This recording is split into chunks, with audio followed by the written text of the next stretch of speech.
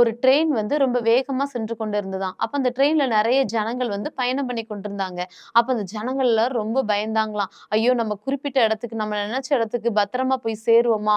இல்லையான்னு சொல்லி ரொம்ப கவலையோடும், பயத்தோடும் பிரயாணப்பட்டாங்களாம். இன்னும் அதிவேகமா அந்த ட்ரெயின் புறப்பட்டு சென்று கொண்டிருந்ததாம். அப்ப அந்த ட்ரெயின்ல இருந்த ஒரு 4 வயது சிறுமி மட்டும் பயப்படவே இல்லையாங்க. ரொம்ப சந்தோஷமா, அமைதியா இருந்தாளாம். அப்ப அந்த பாப்பாவ கூப்ட்டு, "நீ எதுக்கு பயப்படவே இல்லையா? ரொம்ப அமைதியா இருக்குன்னு" கேட்டப்ப, அந்த பாப்பா சொல்லுச்சாம், "எனக்கு பயமே இல்ல.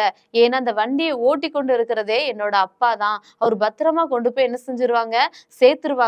நீங்களும் பயப்படாதீங்க" அப்படின்னு சொல்லி அந்த பாப்பா சொன்னாங்களாம். இதே போல தாங்க நம்ம வாழ்க்கையில இருக்கிற சிறு சிறு காரியங்கள குறிச்சு கலக்கத்தோடும், பயத்தோடும் இருக்கீங்களா? நீங்க பயப்படாதீங்க.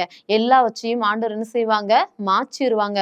பைபிள்ல கூட ஒரு வசனம் சொல்லுது, "பயப்படாதே நான் உன்னோடு கூட இருக்கிறேன்னு" அந்த வார்த்தை சொல்லுதுங்க. நம்ம பயப்படுகிற ஒவ்வொரு காரியத்திலயும் ஆண்டவர் நம்ம கூட தான் இருக்காங்க.